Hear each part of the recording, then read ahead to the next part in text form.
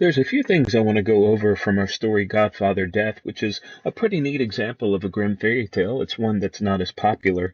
I don't think it's been Disneyized yet, but I'm sure they'll get to it eventually. But just a few ideas I wanted to throw out there to see what you guys think on the discussion board and things. I think it's kind of ironic that we have here the biological father is looking for the Godfather because I guess our new son here is just one too many. This is going to be the straw that breaks the camel's back. So the biological father's scouting for the Godfather, the person to get the job, and God shows up and God doesn't get the job. How stupid is that? I mean, Godfather, it's in the name, but anyway, God doesn't get the job. The devil doesn't get the job, but then death shows up and death gets the job. And the reason why death says, I am death who makes everyone equal, then the man, the father, says, you are the right one. You take away the rich as well as the poor without distinction. You shall be my child's godfather. And it's interesting here that the biological father chooses death because of death's equality. But look at the next line. Death answered, I will make your child rich and famous, for he who has me for a friend cannot fail. That seems to contradict the idea of equality a little bit. That the first thing he says when he gets the job of Godfather, a job he gets because he talks about how equal he makes everyone, is that he's going to elevate the godson above everyone else financially because basically, the godson will be his friend, so he's going to take care of his buddies. That's interesting to me. It just kind of goes with immediately establishing kind of the humanistic quality we have of death, that death can be hypocritical, but Lord knows so can we. If we go down to look at some other human qualities of death, notice that death shows an act of mercy. Basically, he gives his godson a second chance.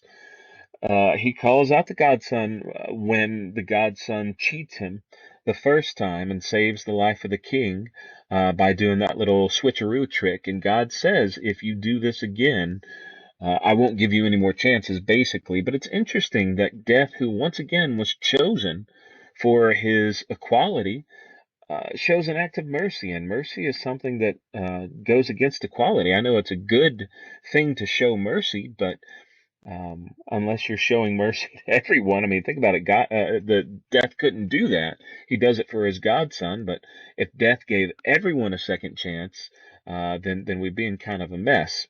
So I think it's interesting that there's this act of mercy that Death demonstrates for his godson. If it had been anyone else, then of course I think we know he wouldn't have got a second a chance, as our godson does. Notice that when the godson pushes his luck a second time, that Death is not without passion. He's angry uh, by what his godson does, the betrayal, a second betrayal, after he's already been warned, after he's already been, you know, Death has already shown him mercy. The godson kind of smacks him in the face by doing it once again for the princess. And notice that this anger is anger that can only be satiated by revenge.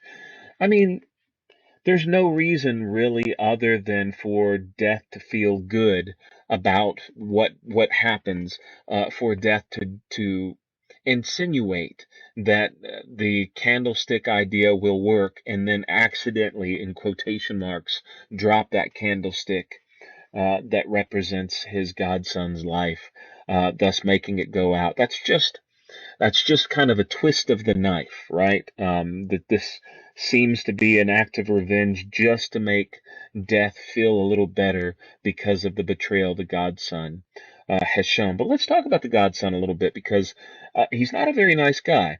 I don't think, anyway. We don't know much about him, but I bet you know people similar to the godson as far as how they look at life and how they look at the rules, because the godson is given rules by Death. I mean, Death makes it clear what the rules are. If I'm standing here, you're good to go. If I'm standing here, they're mine. And those are pretty simple rules, but notice that the godson, immediately upon hearing these rules, he considers, what's the loophole? How can I get around this? And he finds that loophole, and he makes that loophole work for his advantage. He exploits it. And It's a bit of a balance here because there are examples of people exploiting loopholes, possibly positively. But if you look at here, the godson and his continued behavior, if he seems someone who doesn't really care what the cost is for getting ahead, as long as something comes out to his advantage, then it seems like it's okay for the godson to do, in his opinion. And we get that basically he's selfishly motivated. Look at when the Godfather Death takes his godson to the room with all the candlesticks, and he explains that these are the lifespans of all the people of the world, and the godson sees how much time he has left, that it's not much at all because his candle is so small, and the immediate thing that the godson does is consider, what can I do to work around this rule of a candlestick representing someone's lifespan? How can I make this work for me? How can I manipulate this? And notice that the godson's plan, placing his candlestick on top of someone else's so that the candle will relight, uh, he's technically claiming someone else's life for his own. He's stealing someone else's life, and he doesn't seem to have a problem with it at all. So I think that kind of goes to show kind of what kind of person the godson is, and therefore, for me at least, I don't really mind that Death has that little oopsie and drop moment that he does when the godson thinks that he's going to get another chance, a longer life, and of course, Godfather Death drops that candlestick and thus snuffs out his life. But I think it's a neat story, and it's a story that definitely we'll see some of the examples in our PowerPoint play around with the ideas we see from our Godfather Death here, and maybe even from the Godson and how he kind of approaches the idea of his own mortality. The Godson reacts with fear and denial, and we'll see others react with similar ways, but we also may see people show different reactions to death and how it approaches them. So, anyway, tell me what you think on the discussion board. Bye bye.